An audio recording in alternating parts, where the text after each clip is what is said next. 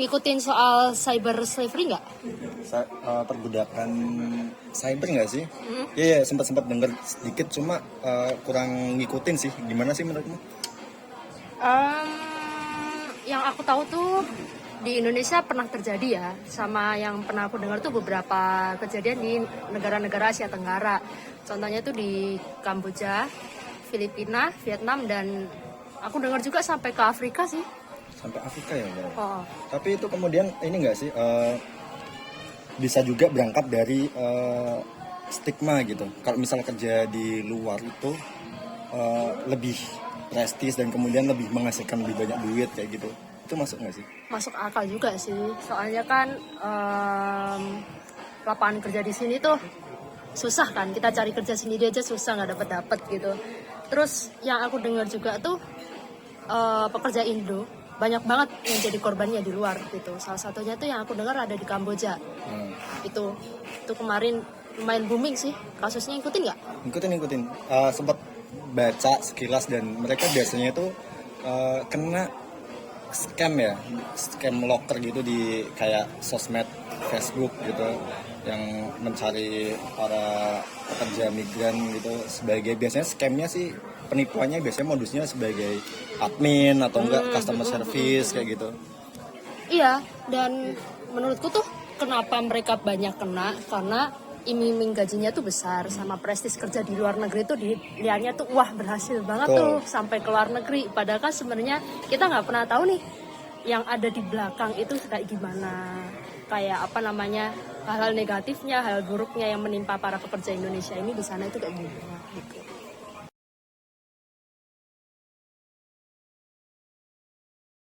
Jadi Karl Marx ini memperkenalkan konsep surplus value, di mana kapitalisme ini selalu mencari nilai lebih dalam setiap praktiknya. Nah, surplus value itu apa sih?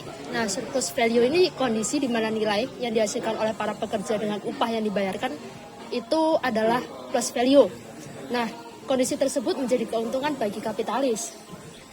Dalam konteks perbudakan cyber atau cyber slavery di sini, para korban itu dijadikan komoditas sebagai tenaga kerja digital.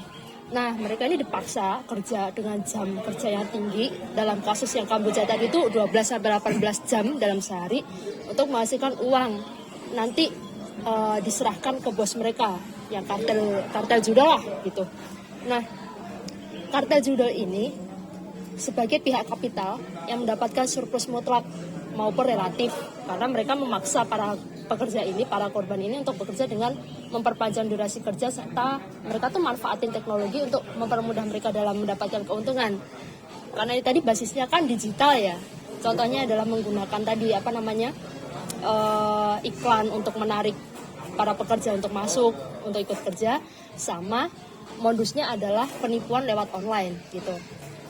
Terus menurut laporan dari Deduktif Indonesia, para kartel ini di Myanmar membagi keuntungan dengan para junta militer ini untuk mengamankan bisnis judi online mereka.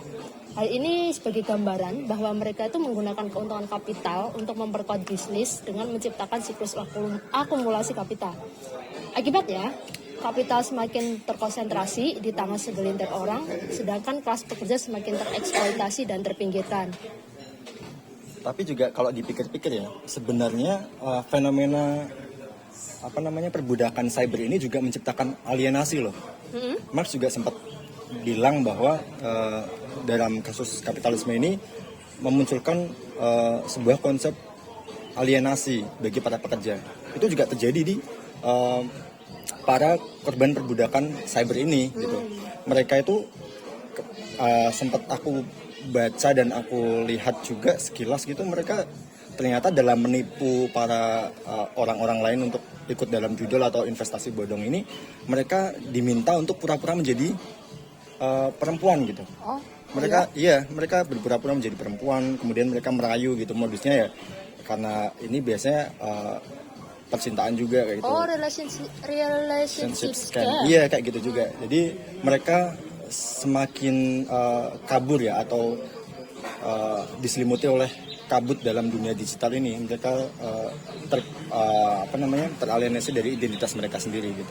Kemudian juga selain itu, mereka seperti akhirnya nggak tahu ini sebenarnya produk akhir dari pekerjaan mereka ini apa gitu. Karena sebenarnya kalau online scam ini gitu, mereka biasanya nggak hanya berorientasi pada penipuan uang, tapi juga bisa menjerumus nanti kepada pencurian data pribadi, kemudian juga hal-hal yang lebih dalam lagi kayak gitu. Bahaya Jadi banget ya. betul. Jadi alienasi dalam hal fenomena perbudakan cyber ini juga bisa masuk. Tapi kemudian pemerintah juga sebenarnya udah memberikan upaya untuk melindungi para pekerja migran Indonesia ini dari eksploitasi. Salah satunya pemerintah membuat undang-undang terkait perlindungan pekerja migran Indonesia gitu. Kalau nggak salah itu di Undang-Undang Nomor 18 Tahun 2017, di mana pemerintah ini mengatur dalam undang-undang itu para pekerja migran Indonesia atau PMI ini harus terbebas dari eksploitasi, kemudian kerja paksa, kekerasan dan lain sebagainya gitu. Namun kalau dipikir-pikir juga, walaupun udah ada undang-undang seperti itu di tahun 2017, tapi nyatanya masih banyak juga yang terjerumus gitu. Itu berarti kan kurang maksimal ya. Jadi kalau misal kita lihat secara runut gitu, fenomena ini tuh lebih dalam gitu. Nggak semerta-merta hanya butuh undang-undang, tapi juga aksi nyata gitu.